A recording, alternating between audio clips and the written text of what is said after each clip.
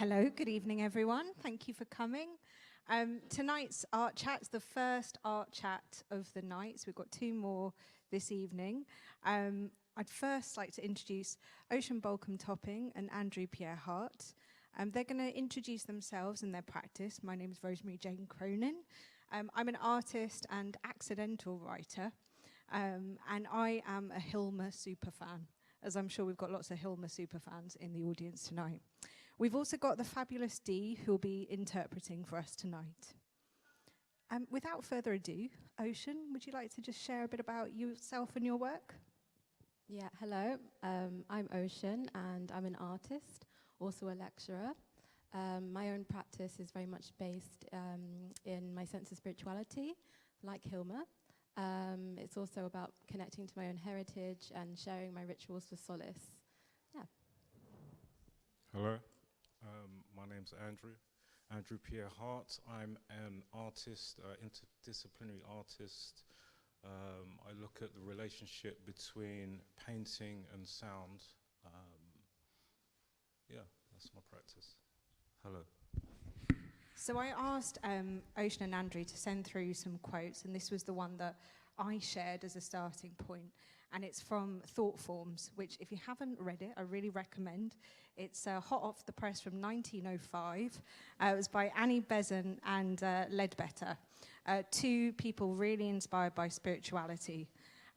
It really influenced Hilma and her work, Hilma af Klint. If you haven't seen the show, I really recommend it too.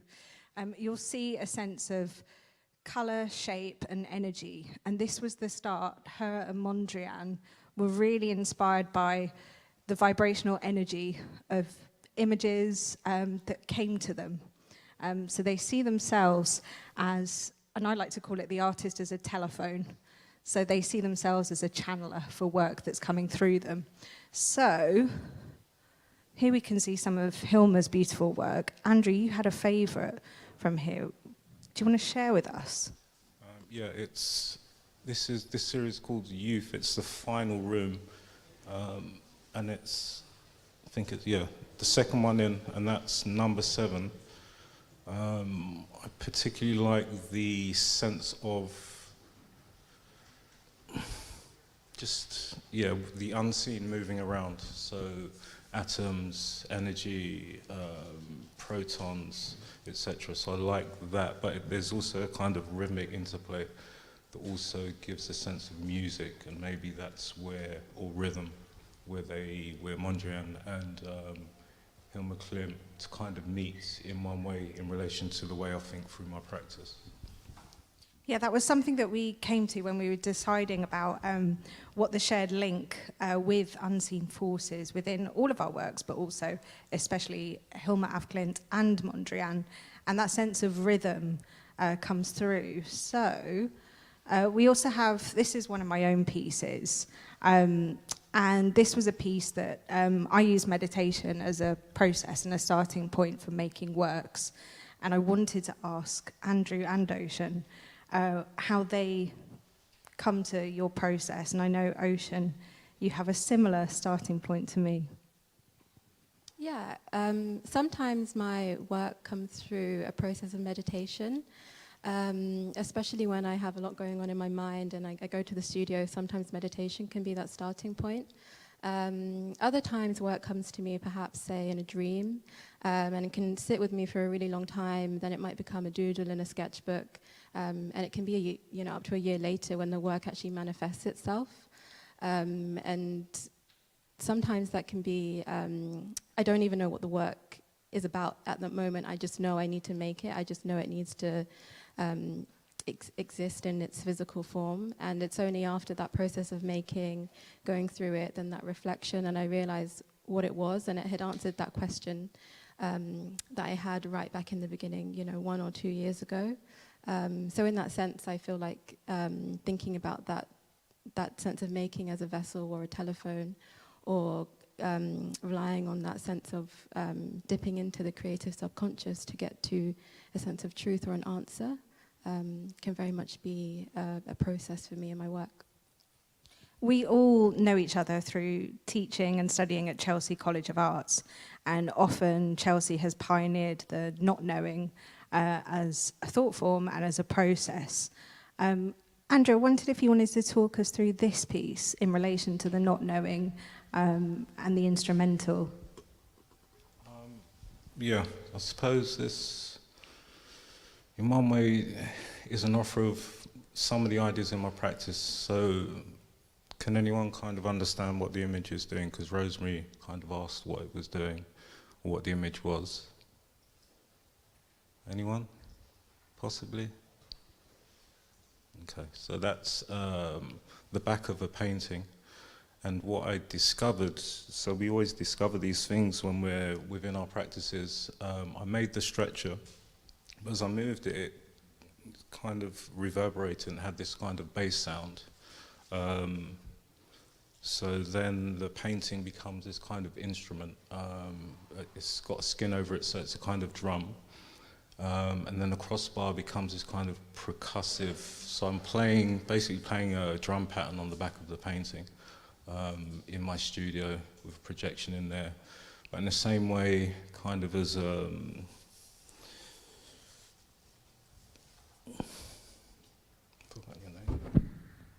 ocean, sorry. As ocean, there's a discovery and there's a kind of deep moment. This was in my student studio at Chelsea, but I used to find moments when no one was in the studio and start to work in there by myself with sound, noise, projections, and just get into a state of creativity and see what happens. So this kind of idea just came out of moving the painting around, but being aware of the sound. And we talked about earlier actually how before, and actually in the not so recent past, being an artist teacher was seen as a bit of a dirty word, and you'd keep your teaching practice quite separate, or you wouldn't really mention it even though it was the thing that was sustaining you. But I wondered if you could both share a bit about how your teaching practice has informed your creative practice.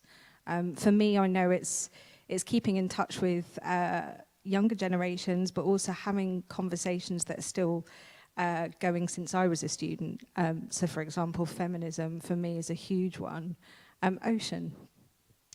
For me, I think it's inspirational in so many different ways, but it's actually been something that I've been considering a lot in the past year or two.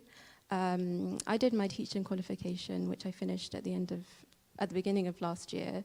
And at that time I was reading a lot of bell hooks and thinking about community and love, and I think I'm inspired in terms of I think about what I want to bring to the classroom and how I want to make that a safe and inclusive space, and how I want to share a sort of positivity or instill a confidence in others. And I think that's something that then, is filtered through into the work, especially when I talk about sharing solace or sharing the things that make me happy or give me motivation or give me the strength to see things through. Andrew? Yeah, because painting and sound particularly sounds really important to me. I think I always try to offer that space of thinking for the students where they can think through other vessels, other ideas to arrive at their ideas. So it kind of gives them a space. So I'm always trying to offer that, but also a space where they can just think. When you talk about safe space of kind of a bit more, it's not even peace, it's more rest. Because we are now, I try to offer this idea of a healthy practice. It's a lot of it's in here. So yeah, just ideas of rest, how you can rest with your practice, how other elements of your practice can kind of heal you. Even just listening to music. I always offer Miles Davis, Guinevere. It's a 20-minute track. And I say to people, if you've got a headache, don't take a tablet, listen to that, and it will heal you, and it will give you that 20 minutes moment. You have to listen to the whole track, and your headache will go away. So it's kind of offering students spaces where yeah, the busyness of being a student, just understanding there's other spaces that are spaces to be developed as well. Yeah. That's great. And also kind of when you're on a course, you can feel that pressure. And I was recently watching the Hilma af Klint film, Hilma, and I know that education back then was really stretched out. And it didn't have this sense of urgency and deadlines and exams. It was more of an extended practice, but it seems like you're embedding that into the students as well. Trying to.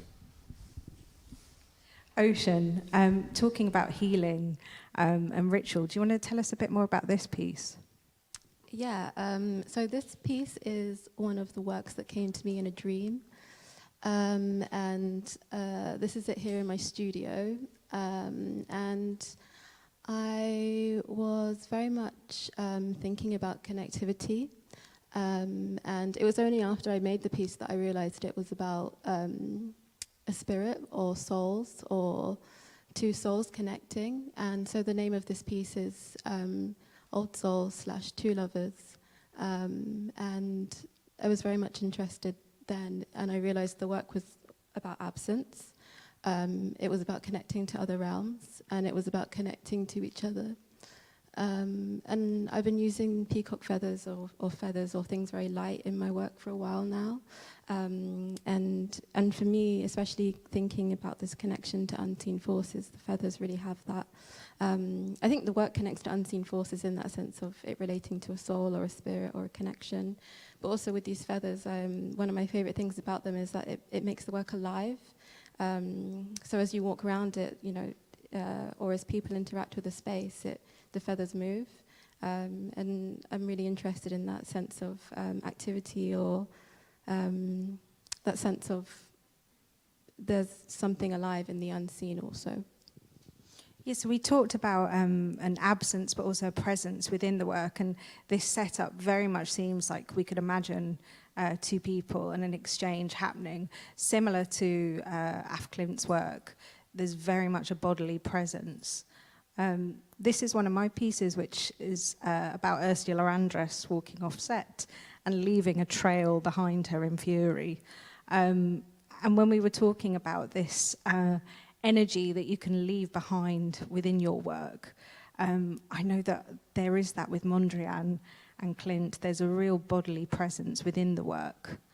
I wondered if you could talk about this quote that you propositioned when I asked you, can we have some quotes?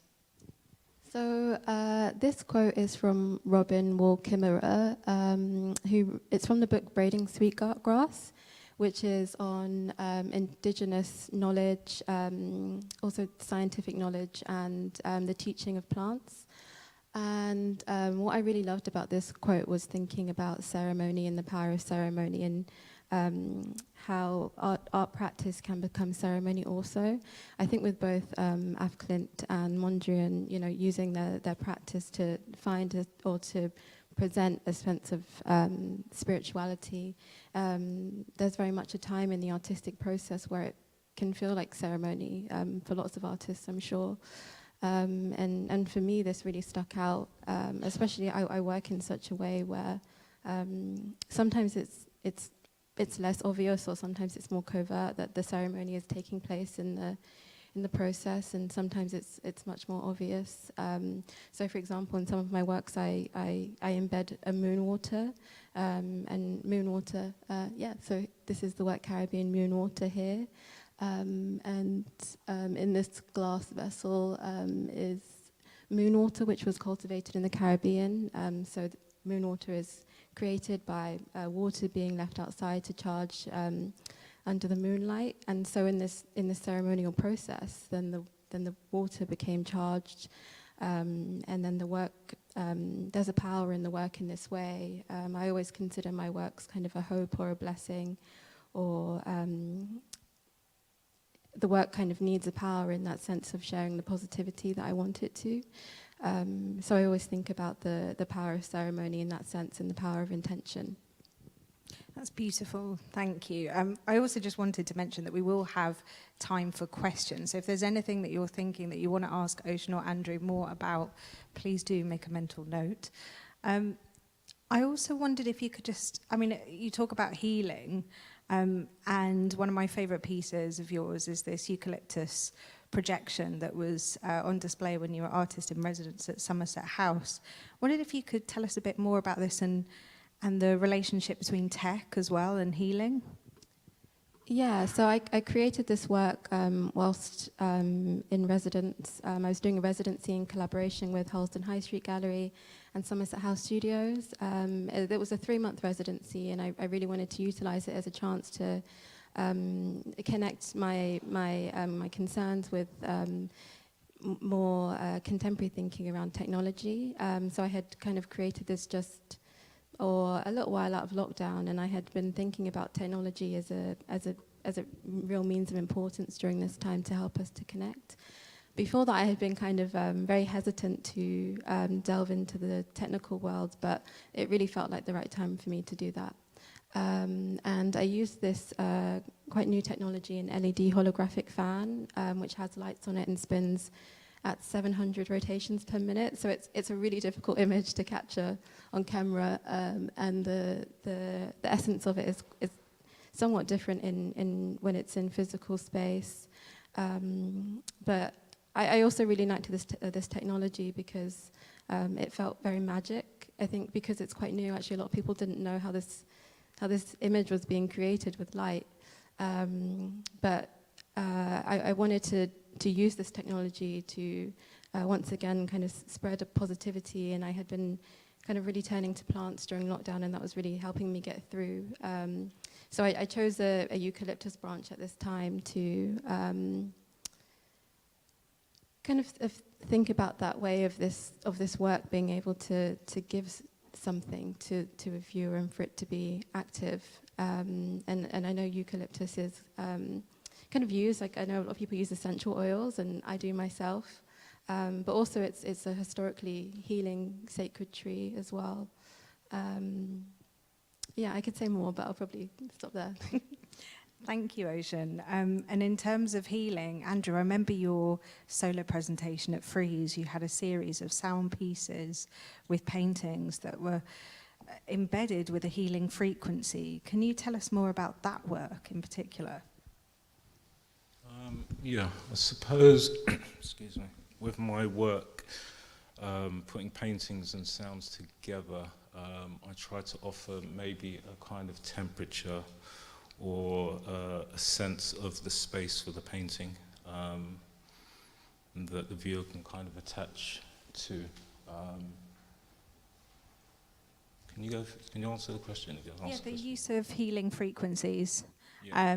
Tell me more about how you embed them within the work, and maybe also how it's received, and any feedback that you've had with people that engage with the work and use it. Yeah. So yeah, going back to the Frieze presentation, there were these sound pieces that were set to activate the paintings in a way, but also activate the viewing experience.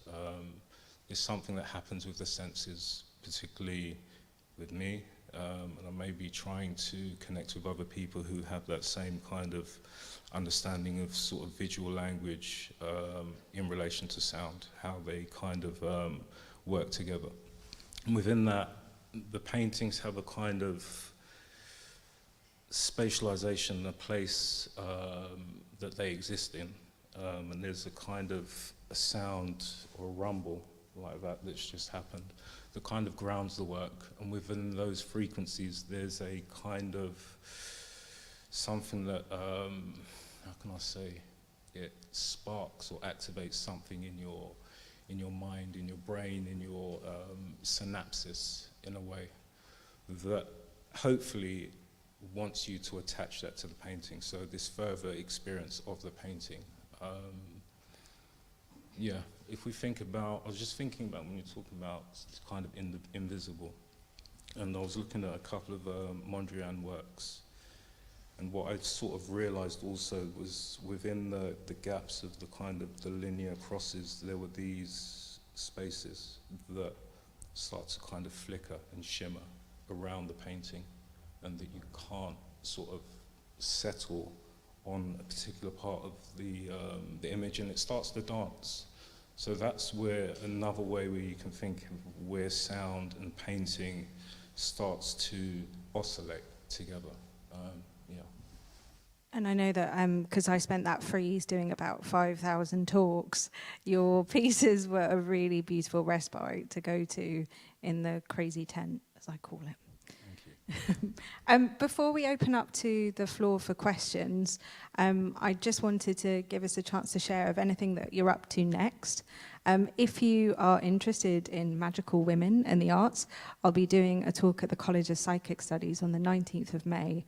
The College of Psychic Studies is one of the most special places in London that is quite secret, but is where seances took place, and they have some incredible objects within the archives. I'll leave it at that, and you can do your own looking up of the College of Psychic Studies. Ocean, have you got something coming up? Yeah, so next up I'm doing a group show at Metroland Cultures, which is in July, and I'm currently working with renewable energy, solar power, and thinking about how I can embed works with the spiritual energy or charge in that way. And Andrew, I know you're off to Brussels probably within an hour. It's actually tomorrow. It feels as though it's an hour. Yeah, I was there last week and I'm going back this week to perform and show a painting in a group show. I'm showing a painting in a new space in Haggerston called Alma Pearl. I'm also preparing for a show in Lagos with Tawani Contemporary, and then another solo show, those are both solos, another solo in Taiwan in September. I've been told the food's really good, so I'm really looking forward to that. You'll need some of that healing at some point. So without further ado, if anybody's got any questions, I do believe we have some mics as well. Please just put your hand up. No question is a silly question.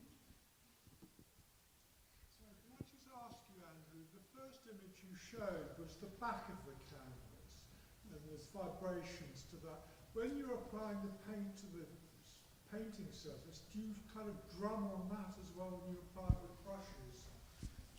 I have a series of paintings from my degree so presentation at RCA in 2019, and that's exactly what I was doing. Yeah. The paintings were laid vertically, and I would just play along to jazz. Yeah. And just make marks, rhythmic marks, and just see what builds up and see what happens with the image. And then sort of play back into it and try to construct something further. But yeah, there's a lot of energy in that series of paintings, just lots of marks that are attached themselves to music, and in this sort of odd way of thinking about cross-modality, if we reverse synesthesia, do the marks then play sound to us? This is something that I've always been thinking about. Brilliant question, and I know that there's a drummer within the audience somewhere. Any other questions? Yeah, there's just one at the back. This is a question for Ocean. I liked what you said about ceremony. I was wondering if you found that technology to be a medium for ceremonies. Oh, do you hear me, sir? Oh, I did, yeah. Yeah, so I'll just repeat just in case anyone else didn't hear. So the question that was asked was, can technology be a medium for ceremony? Yeah. Yep. So I definitely think it can, and it's definitely something I'm interested in. And even, so that work was called blessedwithcaribbeansunlight.com, and I bought the URL and I have some information on that. But I'm really interested in, the actual fan was blessed with Caribbean sunlight, so it was taken there by someone I know who was already going on a trip. And so it became part of a ceremony in that sense. So this work was a ceremony. However, I'm sure there's so many interesting ways that technology can become part of ceremony. And that's something I definitely want to explore in the future. But I'm sure there's lots of artists already doing interesting things around that. But yeah. And you are one of them. I think that seems a perfect time to wrap up. So on the moment of ritual and ceremony, thank you everyone for joining us, and for everyone on the live as well. Have a lovely rest of the evening.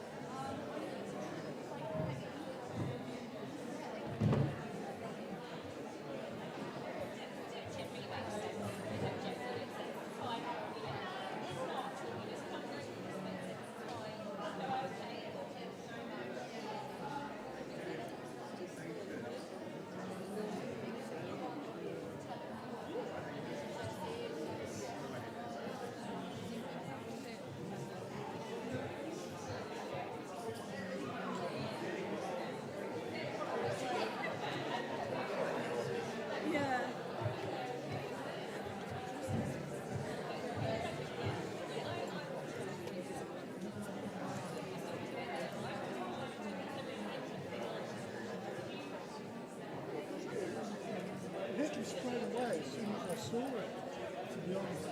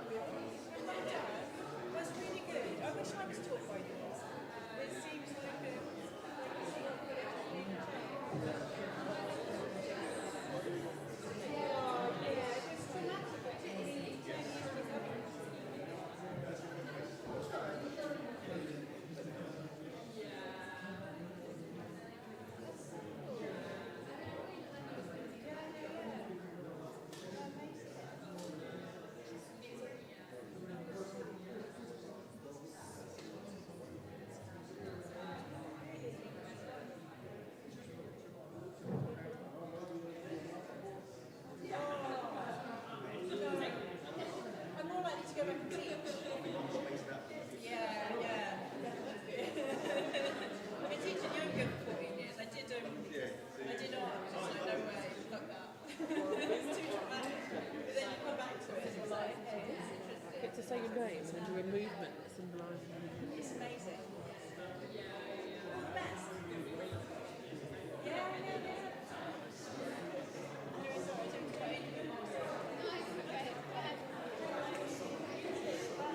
Have you seen the Hilma?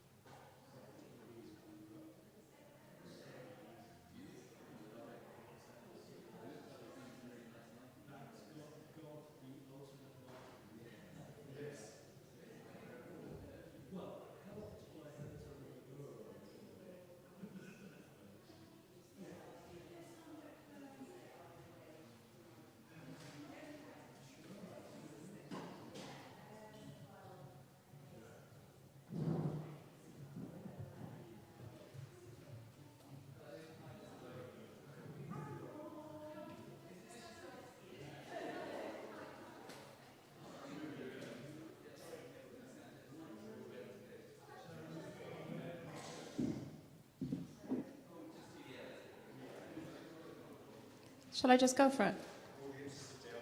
Okie doke. Ah, I'm glad you just told me. Because I was really tired just now.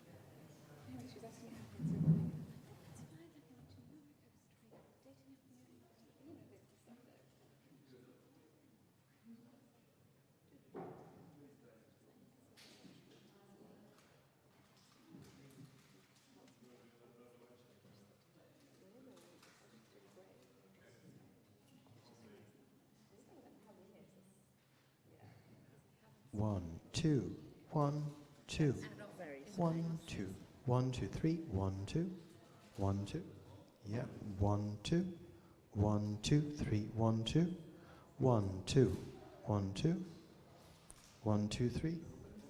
I'm maxed out now. Yep.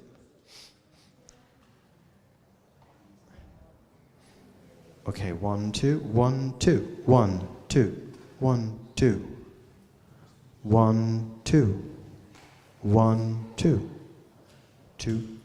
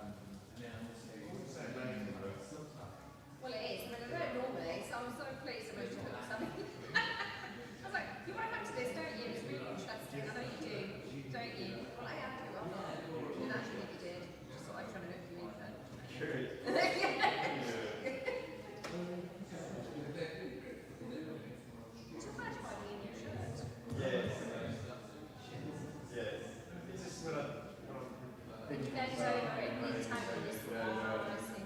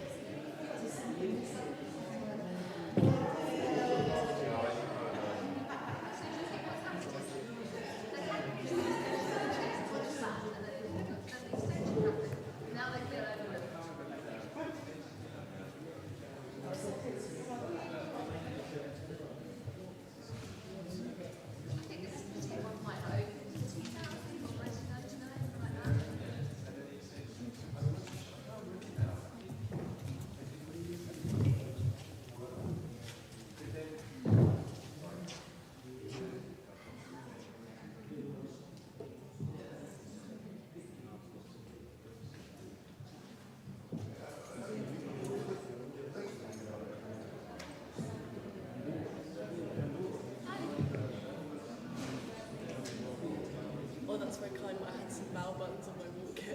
So I kind of like stuck. It was prawn and pork. They were really good. I don't normally eat that. You know that food store outside the Hayward Gallery? Yeah.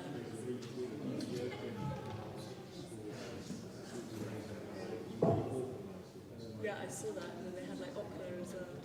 Yeah. I did have a look at that.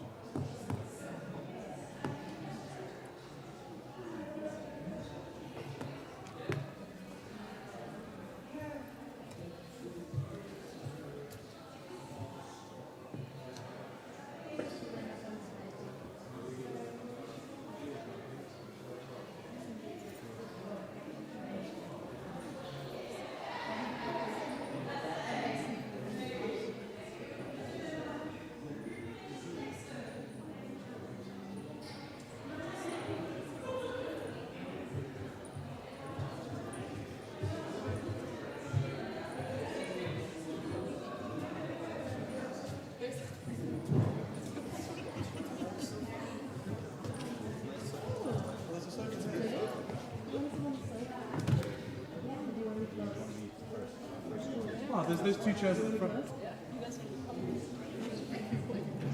There's those two chairs there.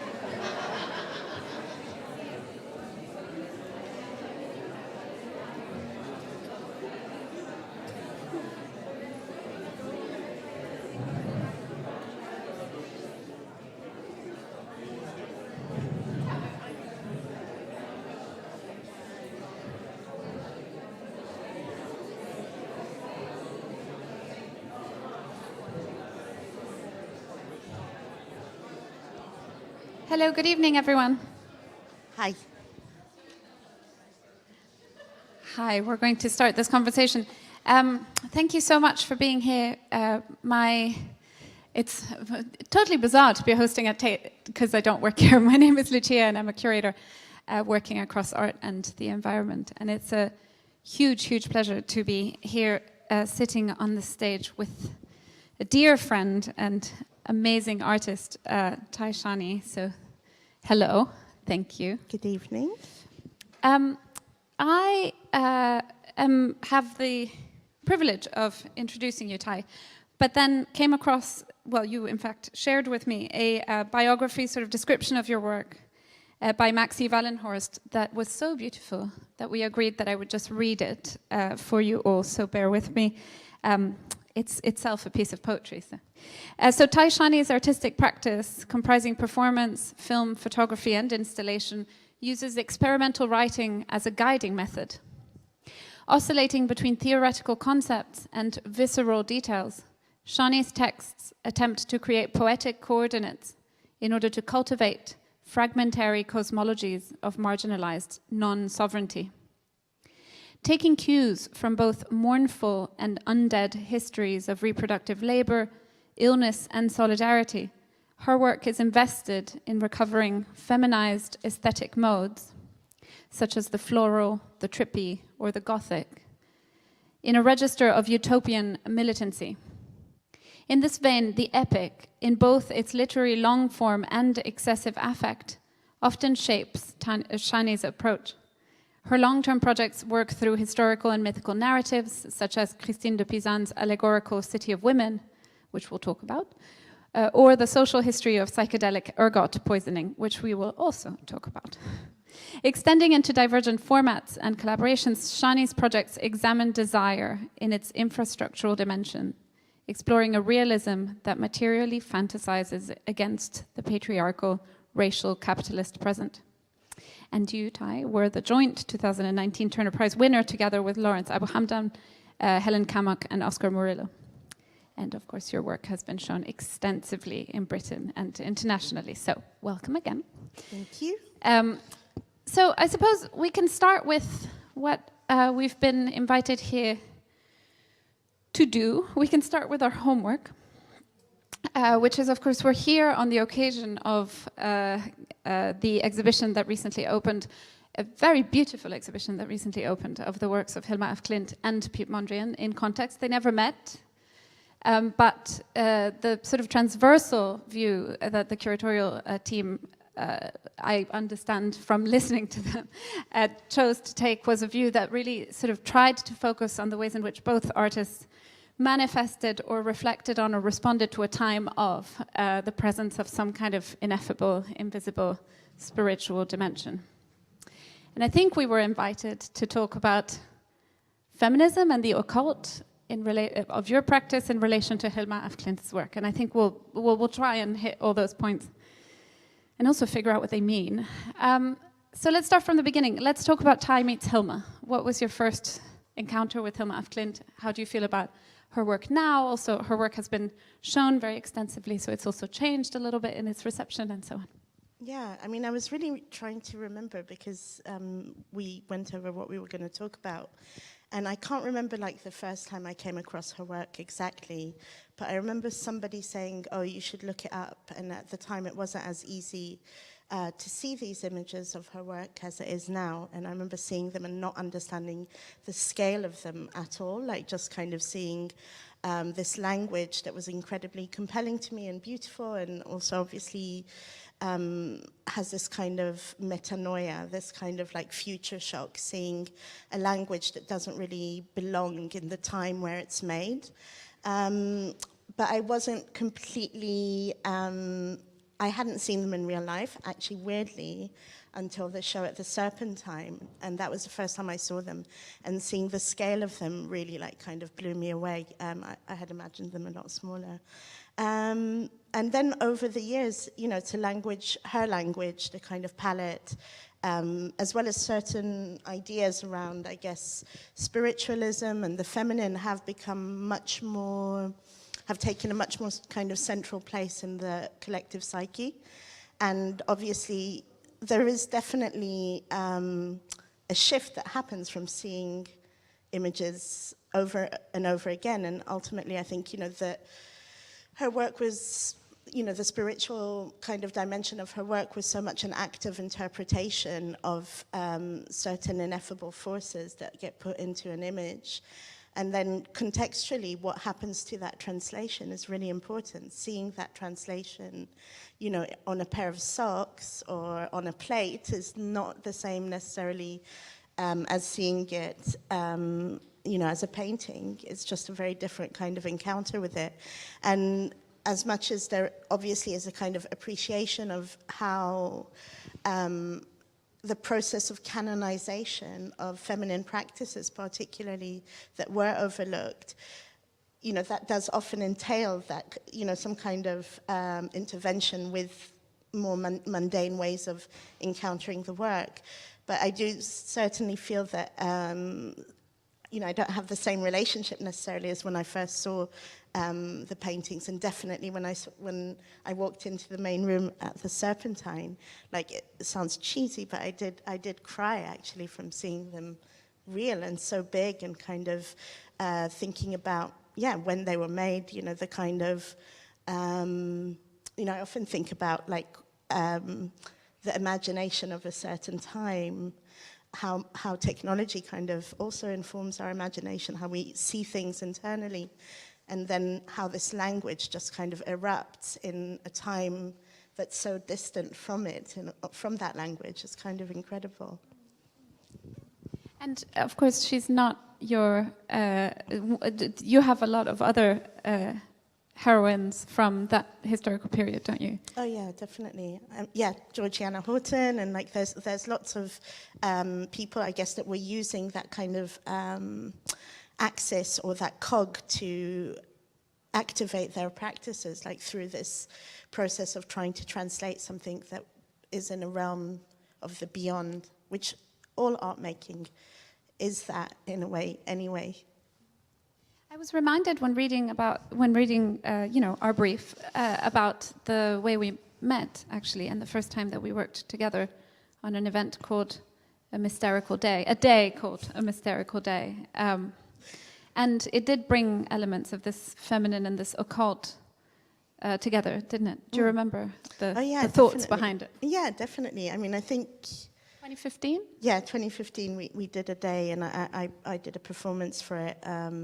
And also we invited various artists and thinkers and speakers and musicians, and there was a score that was kind of translated through a tarot draw, and... It was quite an incredible day. I do miss those types of events, these like fully immersive events. And Florence Peake did a performance where she also did some kind of process of translation with clay and movement. Yeah. I just on the subject of feminism as a word, we had a brief conversation about this when we were preparing for being on stage right now, which had to do with, I couldn't quite remember whether we used the term somehow without problematizing it. And you reminded me that no, we did, which is good. But I suppose because we're speaking now in the context of just today, and how important it is to think about that term through kind of intersectional and queer lenses as well, should we just expand a little bit on what that word feminism, or feminisms with an S at the end, perhaps means to you? Yeah, I mean, interestingly, I think that day we did together, I was definitely thinking about the feminine as a kind of occult adjacent space, let's say, a kind of space that had been othered and that was outside of kind of the public sphere, more in the intimate sphere. But I've definitely changed my feelings about it, because I don't know, I think there was something in that moment that felt very urgent to me anyway, to look at or to inscribe certain experiences that like are traditionally feminine, let's say. And today I don't feel any kind of attachment to that category in a biological way, let's put it that way. And a lot of kind of discourses, you know, one of the big fears I had when I was doing the DC project was, initially it was called a city of, you know, the building of a city of women, because it was based on Christine de Pizan's book, within which she builds an allegorical city of women that's made out of the bodies of, well, that sounds a lot gothier than it actually was. It's like the building blocks represent, they're symbolic of different kind of notable women. And initially, you know, that was something that I was extremely drawn to. But then this, you know, like kind of discourse around transness changed, and I didn't want it to be an exclusionary space at all anymore. And I wanted to make sure that it was not perceived in that way. And even further to that, I wanted it to be a space that excluded people that had any form of bigotry around trans people. So I changed the wording, you know, I called it a post-patriarchal city as opposed to a city of women, because I wanted it to not have, yeah, I mean, it's interesting language, isn't it? And the politics of specifically gender and sexuality, and how much language does kind of create these borders, and those borders shift, but they also like close in sometimes. So it was a category that I wanted to, I just felt it was easier to kind of maybe shift away from. It's interesting how those concepts sometimes are a little bit easier to define in the negative space. Yeah.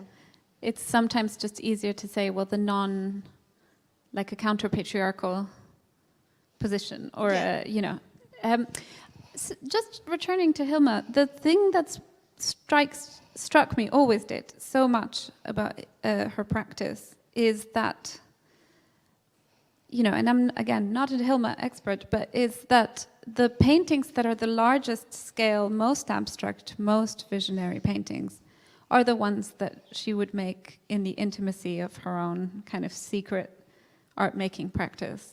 Whereas her sort of money job was botanical illustration and botanical drawings. In fact, the room that has the botanical drawings, both of Mondrian and of Hilma, is, I think, my favorite room. Just in terms of seeing how those drawings represent a kind of intimacy in one context and one practice, and a sort of public persona in another. And so I was thinking also about, you know, the, I suppose, minute delicacy of something like Emily Dickinson's poems hidden under a bed and kept there for. And so I wonder if you had a few words about this question of sort of the intimate and the secret practice, perhaps giving us also an insight into which part of your practice might be secret and intimate. That's a really good question. Sorry, that was a surprise question. I mean, to a certain degree, it's all secret until it has contact with, you know, the outside world. But there are definitely processes that happen in a very specific kind of register that aren't shareable in any way. Yeah, I mean, I think there's more solitary practices, let's put it that way, like writing. Like I started painting during the pandemic as a lifelong painting denier. And I started painting, and I really like it, and I enjoy it, and it's become a very central part of my practice. But one of the interesting things that I found about it was how similar it is to writing, which I also... So initially I enjoyed painting because I didn't think I could do it, and there was something kind of exhilarating about doing it. And then I wanted to be good at it. And similarly to writing, I now love and hate it as well, and like find it torturous. But there is something very similar, because there is this kind of decision. I guess decision making is a very active word for what I mean. But there is something about a recognition of when things are right within the logic of the atmosphere and the kind of affects that you're trying to bridge into like the material world. And I think that there is something very difficult about doing that, and it's very secret, and it's very alone, and it's very lonely, and it's also like sometimes you come out of it not completely, you know, you feel very like out of this world when you come out of it. I guess it's a form of meditative practice, but it isn't that really. Do you see what I mean? Because that would allude to something really calm and peaceful, and this is anything but that. It's actually like stressful and horrendous. But I'm very lucky to have a studio now at Somerset House. And when I finish the day, I walk across Waterloo Bridge, which is like a completely cathartic vision, you know, like of a city. It's like the most cathartic bridge, in my opinion, as a South Londoner. And seeing that, like, but then also on a Friday night, there'll be people there. You know, there are loads of people crossing the bridge, and suddenly being in the bowels of a building where you're doing this work that's so intense and so quiet, and you're like, you're holding on to this like very, very fine thread that can break at any moment, and the act of holding on to it is one of like great, profound concentration. And then you see all these revelers, and it's genuinely like being on a bad trip, like coming out and having that, and you know, this like kind of dissonance is quite wild, but it's also fun. Yeah. I realized that we're whizzing through time. We're whizzing through time. Tangented already, so yeah. Let me just jump straight to the neon hieroglyphs, yes. because we've had many conversations about that piece. In some way we were involved with one another in relation to that piece before, and it connects, of course, to botany, and it departs from actually not a plant, a fungus. Fungus. So maybe tell us a little bit about that, and maybe we'll segue into questions around psychedelia and politics, perhaps? Okay. So I'll maybe talk about how I found out about ergot. I'm not in any way a scholar of anything except of my own internal world, I guess, to a certain degree. But I was under duress, career duress, to produce a proposal for a prize. And I Googled LSD women in Italy or something like that, because it was an Italian prize. And this island came up. And what was interesting about it is that obviously someone there on that island had done a press release, because lots of different news outlets were reporting on it on the same day. And the press release was like, LSD Island, an island that was under the influence of acid for 450 years. And I was like, okay, that sounds interesting. And it's called Alicudi. It's an island on the coast, off the coast of Sicily. And apparently, but this again is something that I'm interested in as an artist, is these historical kind of contexts that are not very trustworthy, if that makes sense. So it was basically, they said, for 450 years there was an ergot outbreak, and ergot is a fungus that grows on lots of grains that are made into bread, and it's also what LSD is synthesized from. So yeah, but if you eat ergot, you have the psychedelic experience, but you also it causes gangrene as well, so it's not all good, yeah. Not recommended. Not recommended. So no, so that's why they synthesized it as well, was to kind of purify it. But yeah, so I started looking into this, and what was really, I loved the idea that it's actually a fungus that requires really specific conditions, and there's probably no way on hell that it was continuous for 450 years. But what I found the most interesting part was this figure called the Mayara, which is a witch. And she's very specific to those islands, and she is what I would call a communist witch, basically. And the only kind of witch in, let's say, Western you know, like witch-related history that's like really positive. So she would like go to the mainland and she'd steal from the rich and she'd bring food and she'd like paint her body with ointments and like fly, and they'd have incredible banquets on the beach and it would be like bacchanalian and everyone was into it. And like there would be like potato sacks that could talk and it, you know, and I was like, this all sounds like quite like good. So I decided to be like, okay, what is ergot then? Like, you know, what are the other histories around it that are interesting to me? And there were many, like, you know, so the Eleusinian mysteries, which was a ritual that was performed in ancient Greece for 2,000 years. And within it, they drank this kind of drink called kykion, or kikion. I don't know how you pronounce it. And it was made out of barley, and ergot grows on barley as well. So there was this whole thing about it, you know, like Terence McKenna and all these like psychonauts were, you know, saying that there was undoubtedly some psychoactive agent in those mysteries. And you know what? They really were mysterious because no one knows what actually happened during them. But it is a kind of somatic reliving of Persephone's descent into hell and her emergence out of hell, which is, I guess, a narrative of a shift of consciousness in a way. Yeah. Oh. Yeah. Oh, that makes sense. And dancing plagues, and there were just like great stories out there around it. And, you know, history's anyway, this kind of like it's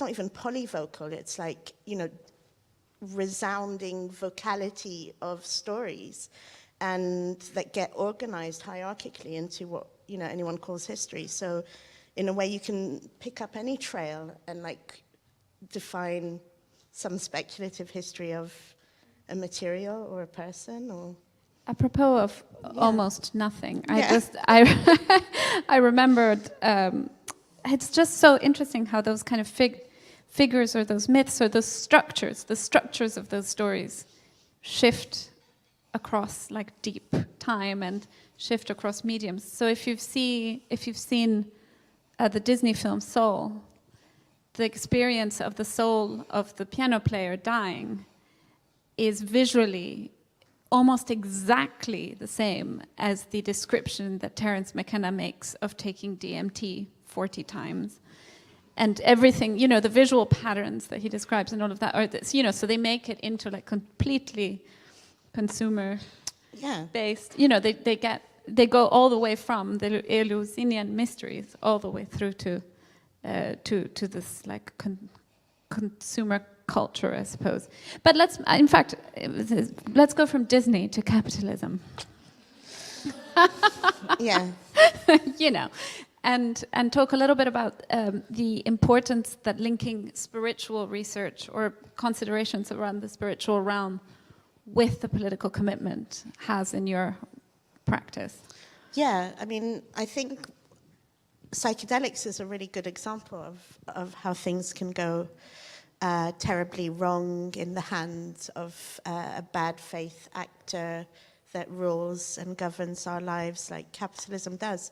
I grew up in what would be, I guess, called a psychedelic community. I grew up in a commune in India where everyone was very into acid in a very, very big, very committed way.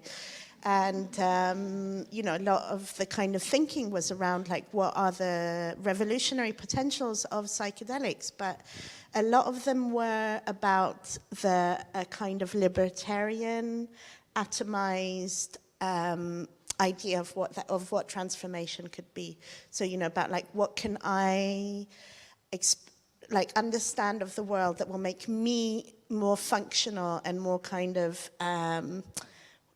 thriving, let's say, in the world through, you know, psychedelic experiences. What is the journey that I go on that kind of opens my mind? And I actually found that there was I didn't have this language, I was a child, but like I recall having very few experiences where I thought like, oh wow, there's some kind of collectivized galvanizing, you know, particularly living in goer in the late 70s, early 80s, a very white Western, like kind of post-colonial or psychedelic colonial community that had absolutely no ethical understanding of what it was doing there, apart from being hedonistic and enjoying its being naked to the dismay of, like people that lived there and their own beliefs, for example.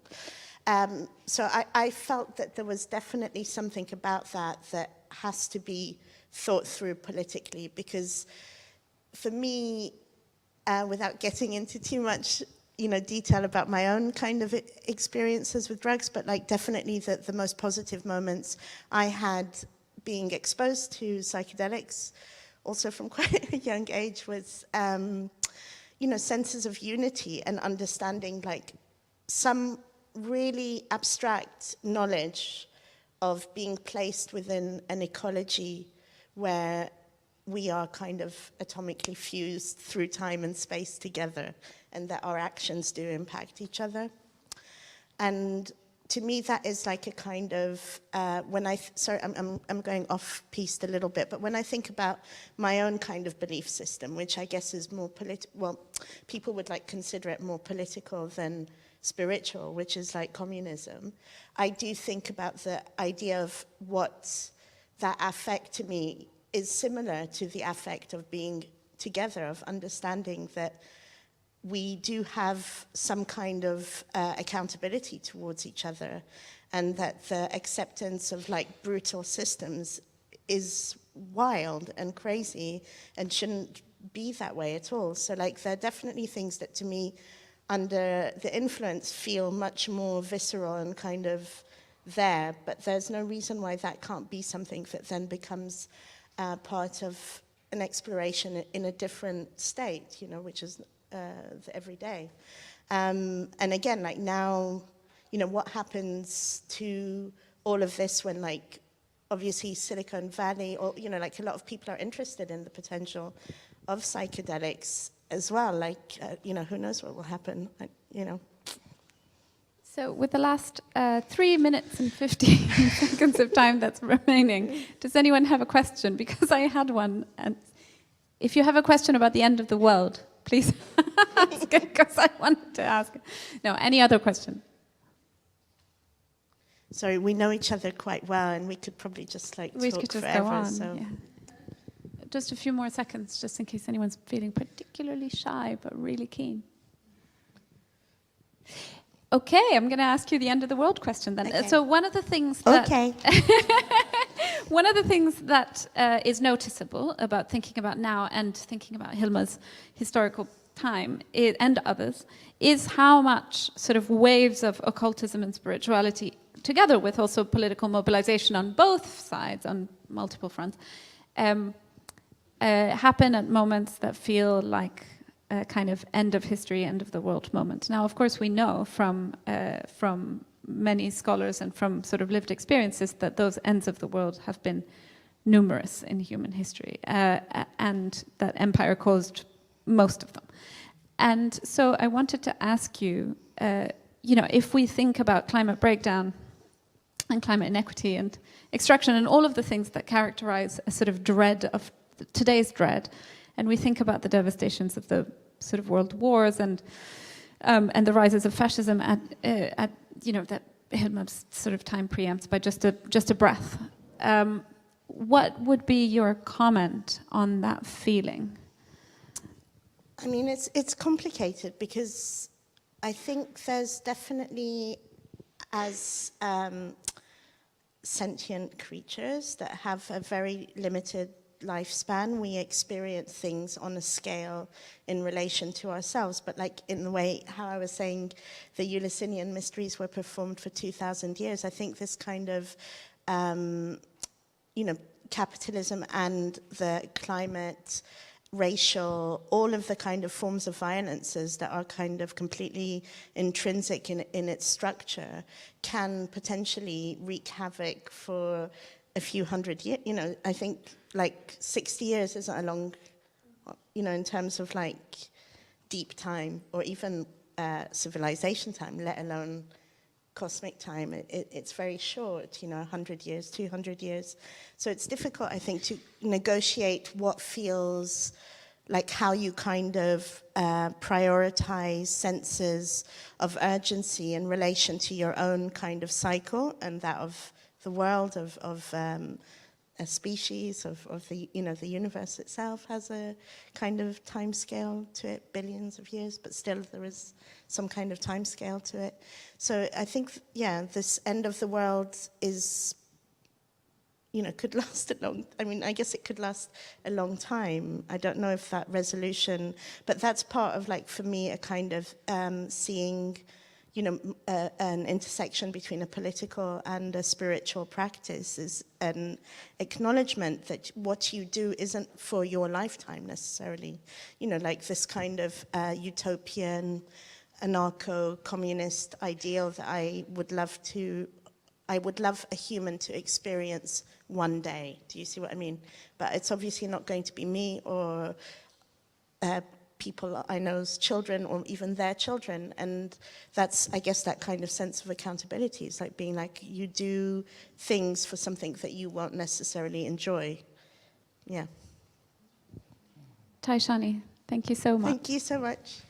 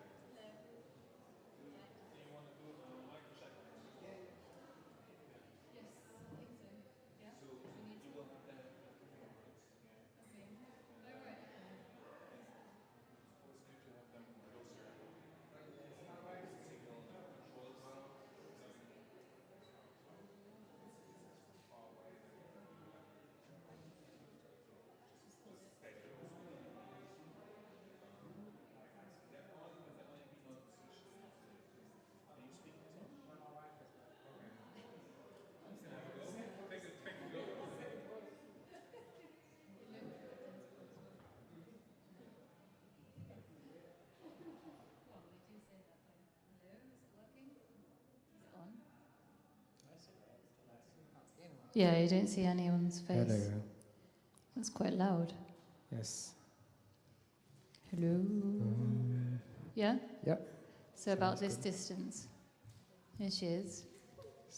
My name is Johanna Tagada. And I'll be talking about my work. Sorry, you snooze, you lose. You Yep, it's all about my work now. He was like, I'll take this opportunity for myself, thank you. It's not quite permaculture, but...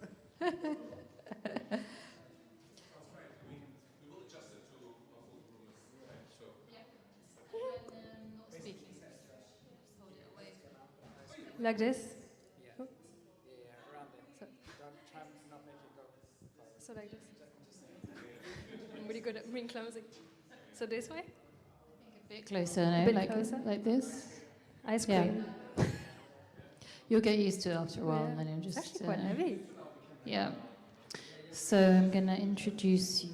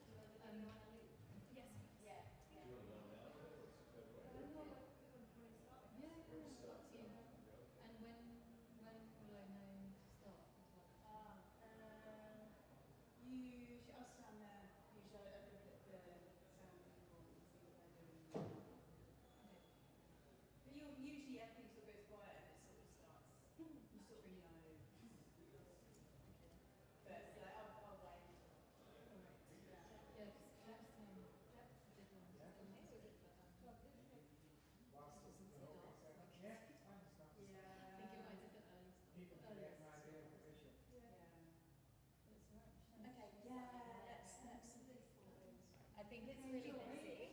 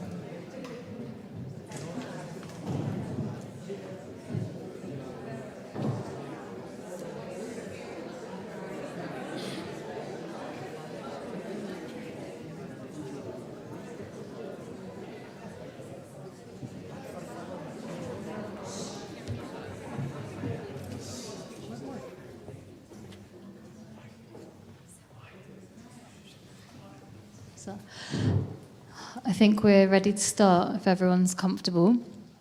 Please come closer if you'd like to. You can sit on the pillows even at the front if you want, or lie on them.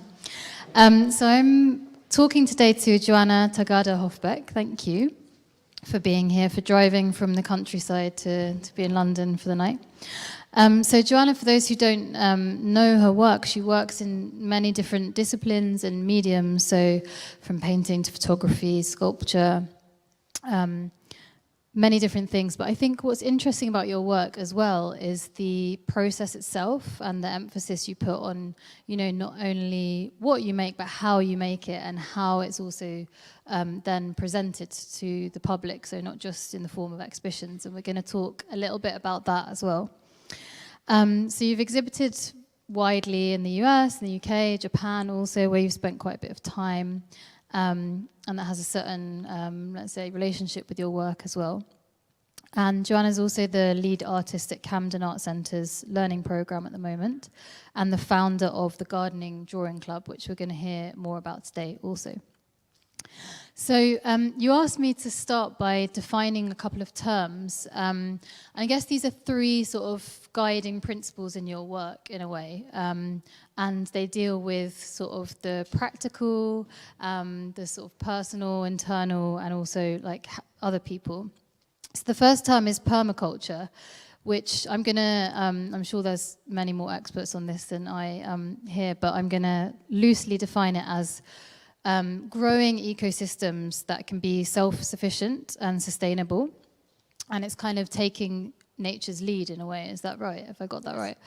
And so the three kind of core ideas would be earth care, people care, and fair share. And then you're also adhering to deep ecology as a philosophy, which kind of considers all life as equal, so human life is equal to every other component in this ecosystem. And art therapy is the third term. So this is a form of psychotherapy where art making, so sculpting, painting, drawing, can be used therapeutically as a form of healing, or remedially, also diagnostically. So my first question is, what was your early life and your background like, growing up, and how, because you have this very specific way of working and thinking and approaching art. So where did that all kind of originate and come from? So can everyone hear me? Yeah. So first of all, thank you everyone for coming. I'd like to add as well, so I'm not English. English isn't my first language. So if I do make any error, please bear in mind that English isn't at all my first language. So I'm from France, from a region that borders Germany and Switzerland, that is known as Alsace. I grew up there in the countryside in a small village with about 1,000 people maybe now. And I have a mixed background, so I'm not just white French, I also have North African ancestry, amongst other. And I grew up speaking different languages, including dialect, which is the dialect of Alsace, known as Alsatian, which is similar to High German in some form. So I grew up there with my grandparents mostly, who were growing all their food, that means their fruit, their vegetables, their nuts, their teas, and were trading all other things that they didn't have. So that's how I grew up, and that was very influential for me, and there was lots of craft around me, things I didn't notice at the time because they were normal. So even having food from the same land we were living was just normal to me. And that really changed when I moved to the city for studies. And I was obviously very eager, as you can imagine, when you spend 18 years in the same village and your door to the world is a library with things about Japan, England. It was really like an excitement for me to go to fine art school in the city. And I lived then after that in Switzerland, in Germany, and came to England, I think 8 years ago now, with my husband. And actually I came to Tate Modern in 2004, and about this book of artist Joshua Monara, which I kept. So I had a bit of pocket money, and I was 14 years old, and we came here with the English class, and I had the chance to assist Joshua Monara in a show in London when he was here, so maybe 2013 or 14, and that's also the time where the Tate Modern actually starting to sell my publication, which was also very meaningful. I've always been making zines where I was showing like my paintings, there's some in the background, and other things. And that I work books as with. well, and you've got a magazine as well. That you also like a tea magazine. And I always loved languages and plants, so that's something that always meant a lot to me. And maybe about the difference of mediums. So I've danced from age 3 to 18 at school. I've had a heavy background in dance, and this movement going from one place to another, I think really influenced how I work with medium, because I don't see them as disconnected things, but I move from maybe photography to painting to natural dye to gardening, as if they were one dance and they're all very connected and one languages rather than things that are very distinct and that are hard to access. So there's been a lot of like fluidity for me and fun. I love what I'm doing. Yeah, and I think that's when I mentioned about the sort of process being really part of the work and an important like way of understanding what you're doing. It's not just you make this, it's just kind of how it all connects and then connects back to these other ideas that we kind of defined at the start. So can we talk a bit more, and also I have to say I'm so impressed that you've kept this since you were 14 years old and it's like in mint condition. So can we talk a bit more about your process and this idea of creating with nature? Because you mentioned to me before how when you were seeing this exhibition of Hillmouth Klint that it kind of made you reflect on your own ideas about nature being sort of intertwined with your practice. Can you talk a bit more about that and about this project that I find really fascinating of yours called Penser, Manger, Partager, which, if I may translate it, is to think, to eat, well, eat, think, share, right? Which translate as. Can you talk a little about that? So I think now we see a lot of things that using terms such as inspired by nature or just words like that, as if nature wasn't us as human.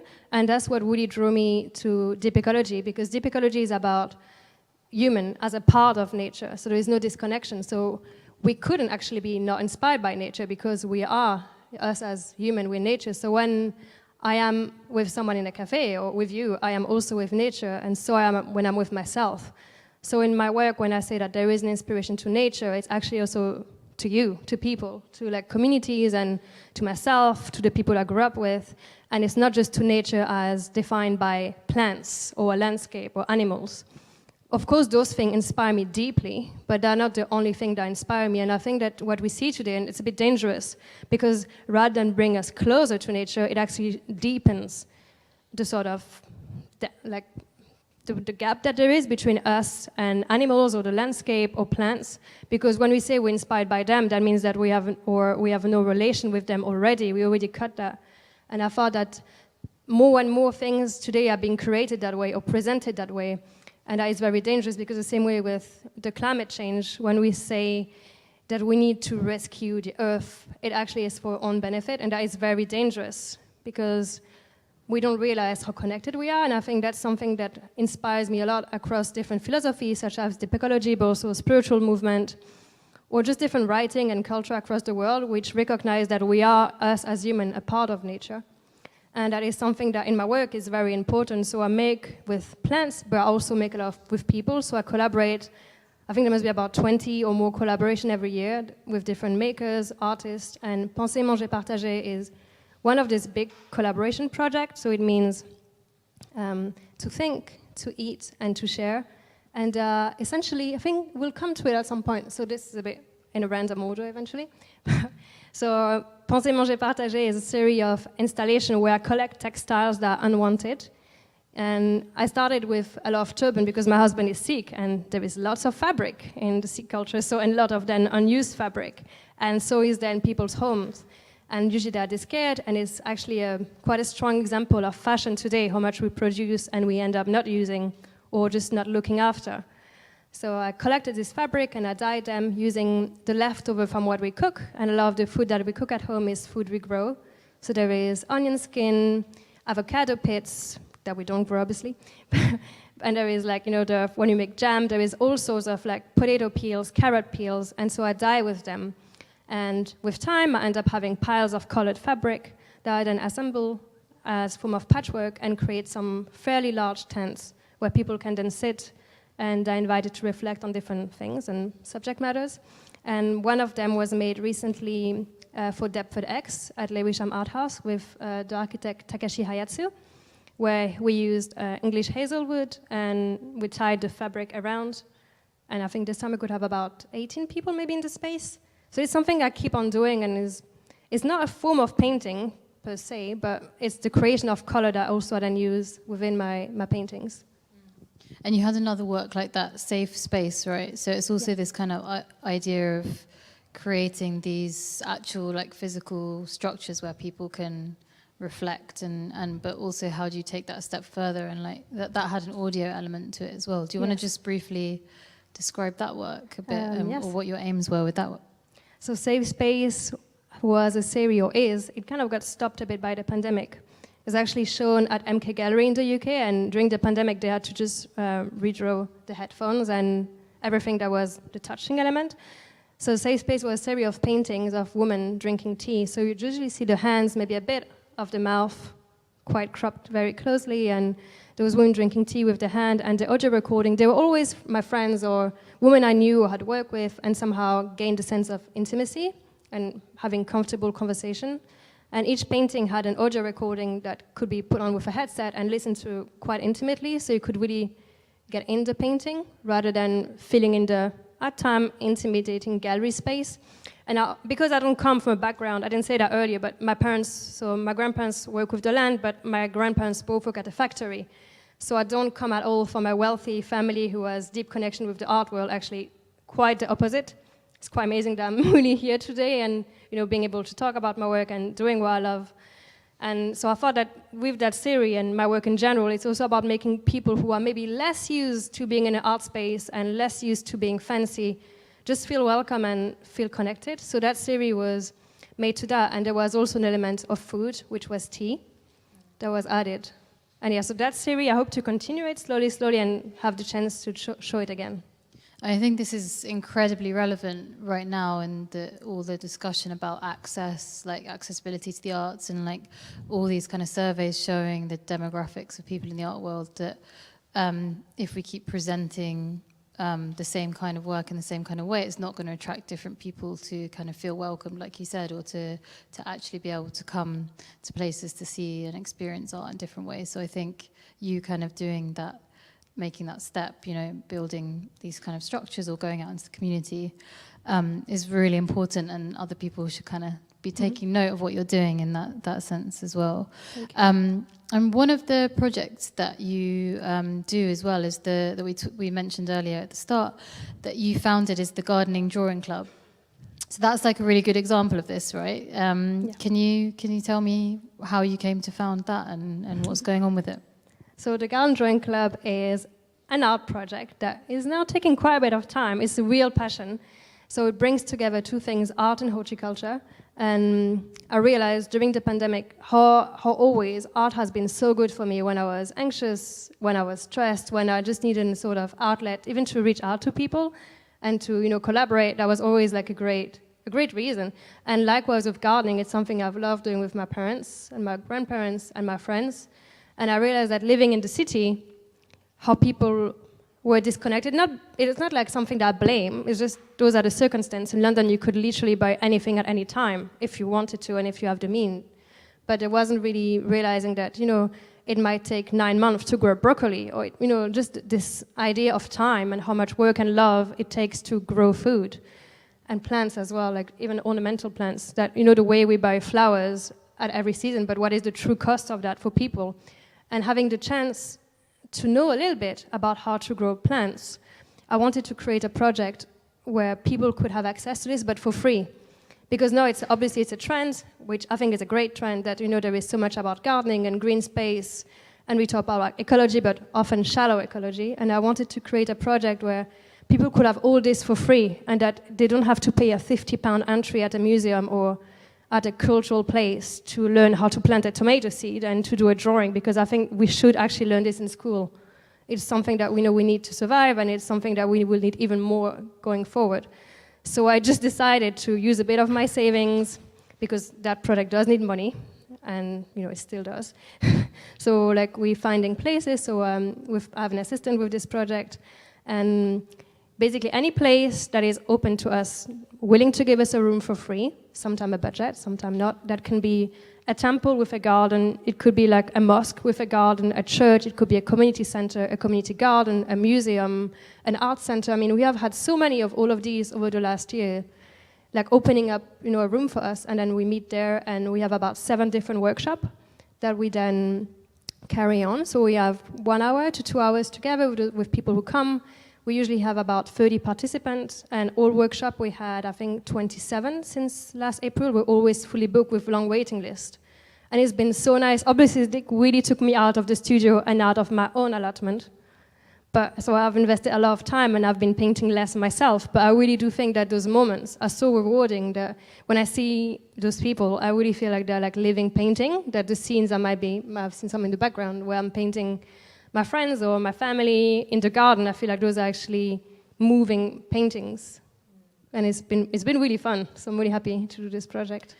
Yeah, because we were discussing about how kind of painting's at the core of your practice, right? And you see this as kind of as a painting in a sense, an extension of that, which I think was a really beautiful way of describing it as well.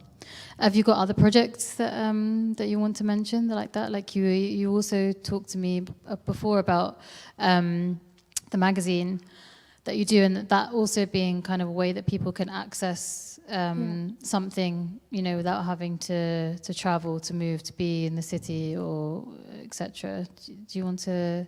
Because I think this is important as well in the way that you're trying to build communities in your practice and kind of really, I don't know, get people to approach your work in a holistic way, I guess.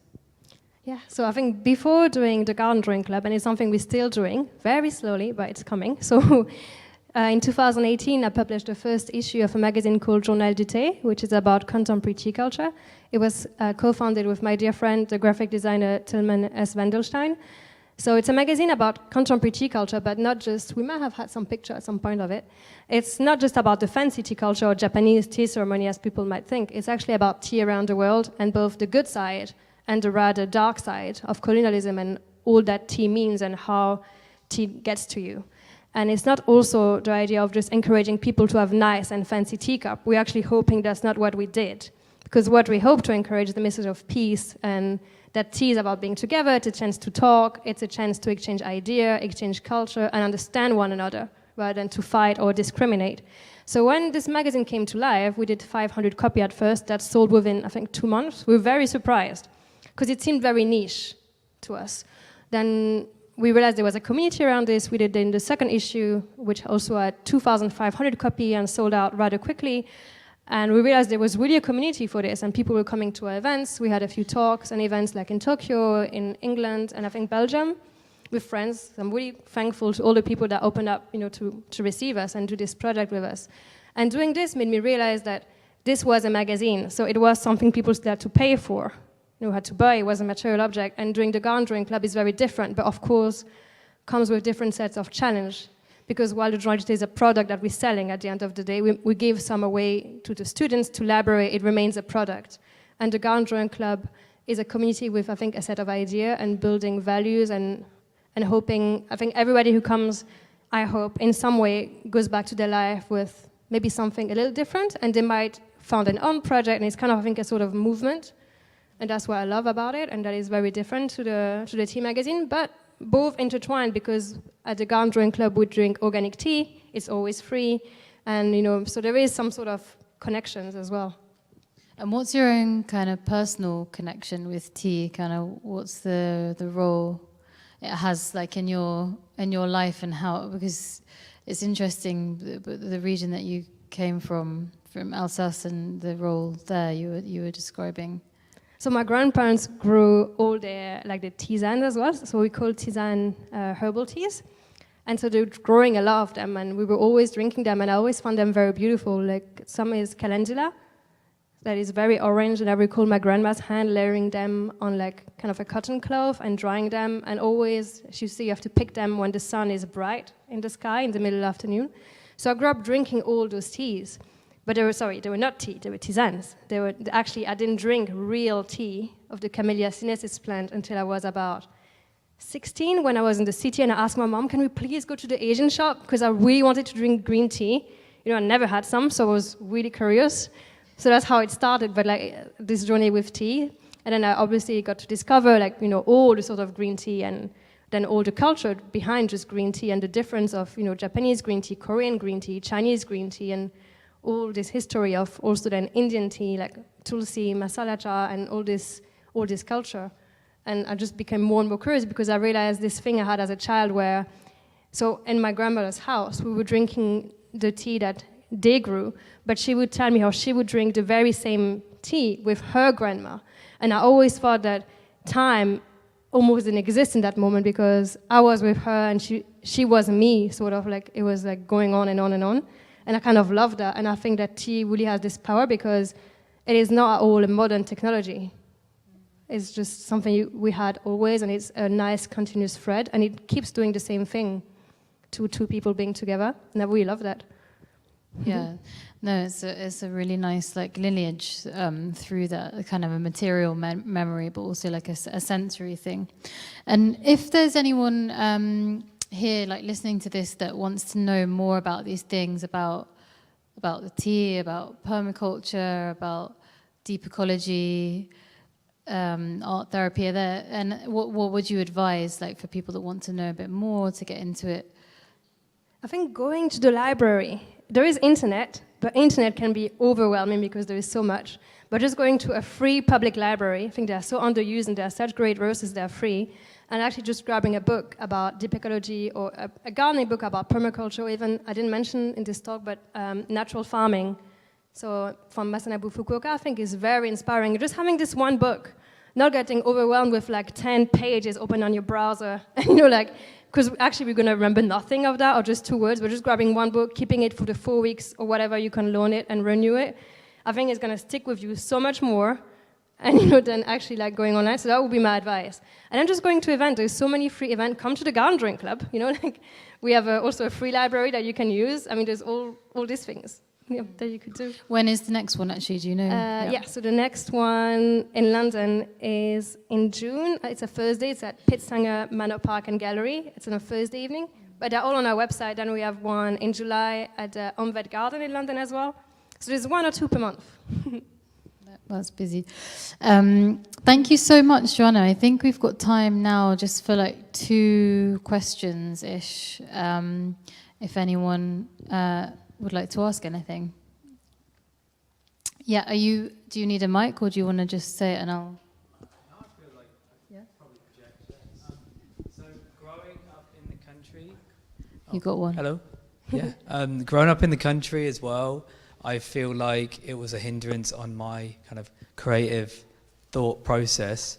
So do you feel like growing up in the country, going to the city, then coming back to the country is a hindrance on the way your kind of brain develops ideas, or do you feel that it's less hungry for ideas? Because I find I get less creative when I'm at home in the country. When I go somewhere, I'm more kind of eager to digest things. I think it kind of... Did everybody hear the question? Yeah, so thank you for the question. I think it's good because I have the tendency to have a bit too many ideas. And then my husband is really nice, like, you know, he listens to all of them. But like, I think like, living in the countryside, I kind of get time to like process my ideas and like chill down a bit, because otherwise I'll be like too much. So I think that I have time, like, you know, to really delve in what I want to do, and it makes me realize, because city is so fast-paced that it can make you feel like you don't have time, you run out of time, you're never going to do it. But being in the countryside is so much slower that I feel like I will have time for it, and I just really try to make things grow the way I want them to grow. For example, the Tea magazine, we're releasing the 4th chapter now. It was very important to me that it also reflects my belief in the material objects, so we're going to print it with vegetable ink rather than with chemical inks as they were before, because you couldn't afford it, so we took time to raise the money for that, and you know that the object also reflects those ideas. So I think that life, actually now being older, I'm going to be 33, allows me for a pace that is balanced and happy, I think. Thank you. Yeah, did that answer your question? Does anyone else have a question at all? Don't be shy. Yeah, at the back. There.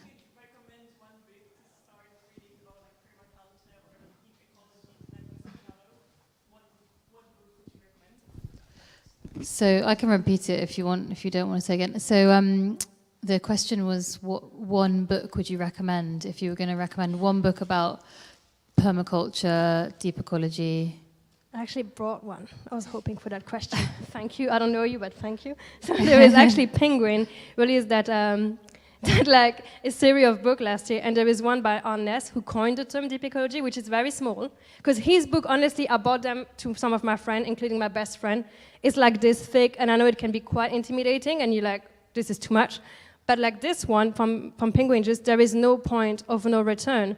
It's very short. It goes to the point. You don't have to become a fan or like, you know, anything, but really like explain what it is. And so and it only costs, only $4.99, you know. It's not like one of the other one, which are more in the £20. You can go to the library. Or you can go to your library, yeah. Following your earlier advice. Yeah. And if they don't have it at the library, another thing you can do at the library, you can ask them to order books, so you can give them recommendation. So that's another thing you can do. So that one is a good one. Look, we'll just give the title. Maybe we can leave some resources. But yeah, there is no point of no return. And by Arne Naes, is that right? And it's pleasingly slim and lightweight as well. We can have one final question. Yep. Wait, we'll just. Mike is coming to you.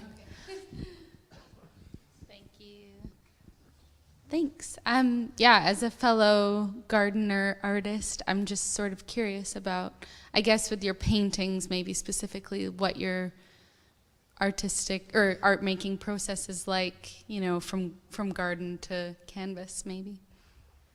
The relation between them? Yeah, just how it works. Do you make time, you know, after being in the garden, or is it more every week you sort of take stock of what you worked with and things like that? Thank you.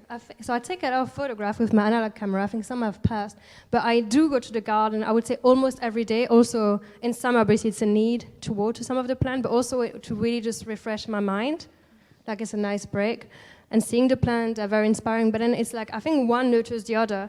I think the way I plant is very painterly in the color. Like, you know, I'm very choosing, for example, one part of my allotment only has white, yellow and pink tones, whereas another part only has other tones. So it's also, I think they're both very, very connected. And then when I paint, it's the same way, like I really pay attention to the textures. Or Justin and my husband often jokes that when I look at a painting, I'm not looking like this, I'm looking like this to see the texture of the painter. So I really love that, the same way I would look at a plant or something that is like, you know, here in person. So I think that's the relation. And also there is a more practical relation. Some of the plants that I grow actually become pigment. And so I grew, for example, I paint on linen canvas. So just to see, because I was curious, how does linen grow? I grew linen while I still lived in London. I obviously didn't wave it to make a canvas because the weather doesn't allow for that. But you know, I just wanted to see. So there is always like a relation. Like when I see that in some of the painting I might have bought, there is the name of a plant, I will try to grow it and just see how much it takes or what does it look like. You know, so try to always observing both. That's what I do. And I have a sketchbook. So in my shed at the allotment, there is a little box with like a sketchbook and a few stuff to draw. Hope that answers it. Thank you for the nice question. We've run out of time. So thank you so much to Tate for inviting us to have this conversation, and to everyone who's come to listen to Johanna talk. And thank you, Johanna. I find your work really inspiring. You can follow her and sign up to, you have a newsletter, and the Gardening Drawing Club is the workshops that you run, right? So you can follow those and hopefully attend one in the near future. So thank you very much. Thank you for coming.